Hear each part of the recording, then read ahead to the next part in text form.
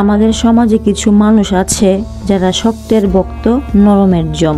আসসালামু আলাইকুম, কেমন আছেন সবাই? আশা করছি সবাই ভালো আছেন। আলহামদুলিল্লাহ, আমিও ভালো আছি। পুরো ভিডিওটার সঙ্গে থাকেন এবং আপনাদেরকে কিছু দৃশ্য দেখাবো। এটা হচ্ছে ভাইরাল জায়গা, আর আপনাদের সাথে কিছু কথা শেয়ার করব। সঙ্গে থাকুন পুরো ভিডিওটা।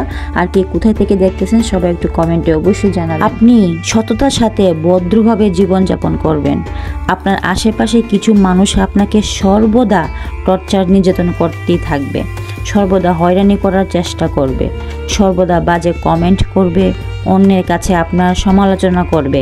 যখনই আপনি সত্যির সাথে তার প্রতিবাদ করবেন, নীরবতার সাথে আপনি দাঁড়িয়ে শক্তভাবে সমস্ত বাজে মন্তব্য, সমালোচনা, নির্যাতনের প্রতিবাদ করবেন, তখনই দেখবেন সকল কিছু সহজ হয়ে যাবে।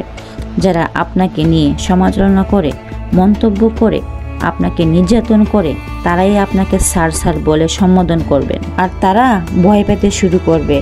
আমাদের সমাজে ভালো, সৎ, ভদ্র, নর্ম মানুষের মূল্যায়ন খুবই কম, তাই না? হ্যাঁ, খুবই কম। দেখবেন আপনার আশেপাশে মানুষ এরকম করে। এই সমাজের মানুষগুলো ভদ্র ও ভালো, অনেক ভালো দেখায়, মানুষের কদর করতে জানে না। ঠিক আছে, এই কথাগুলো আসলে বাস্তব। মানুষকে কদর করতে জানে না তারা। এই সমাজের মানুষ কিছু কিছু আছে নর্ম, ভদ্র, ভালো মানুষগুলোর কিছু মানুষ সব সময় দুর্বল মনে করে, তাই না? হ্যাঁ, ঠিক তাই। তার কোনো শক্তি ক্ষমতা নাই, তার পিছনে কোনো লোক বলে নাই।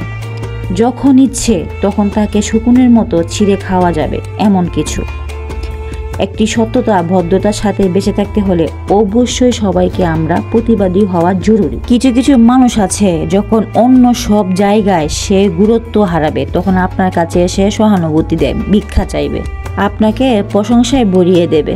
প্রশংসার মানুষ মাত্রই প্রিয়, এটা হিউম্যান সাইকোলজি। আপনিও তাকে কাছের মানুষ ভাবতে শুরু করবেন, তারপর আপনার অজান্তে নিজের কাজটা হাসিল করে নেবে। আপনারা সাহায্য আস্তে আস্তে গুরুত্ব হারানো জায়গাগুলোতে নিজের গুরুত্ব ফিরে পাবে সে। তারপর প্রথম বিশ্বাসঘাতকতা করবে আপনার সঙ্গে, কারণ আপনি তাকে নিঃস্ব অবস্থায় দেখে ফেলেছেন, তাকে ওই সময় সাহায্য করেছেন। তাই আপনার কাছে তার সবটুকু জলের মতো পরিষ্কার। সকলের কাছে মূল্যবান হয়ে ওঠার সময় তার মনের মধ্যে একটা জিনিসে কাজ করে, এই মানুষটা তো আমার সব জানে, এর কাছে বড় বড় অহংকারী কথাগুলো বলবে কিভাবে, তাই একে অস্বীকার করতেই হবে।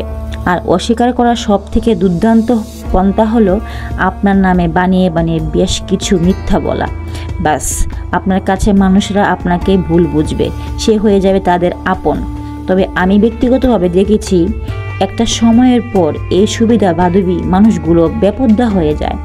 তখন আবার আপনার সামনে এসে নিজে দুঃখ কথা বলে, সহানুভূতি চায়, ক্ষমা চাওয়ার করে একটা ভঙ্গিমাও করে।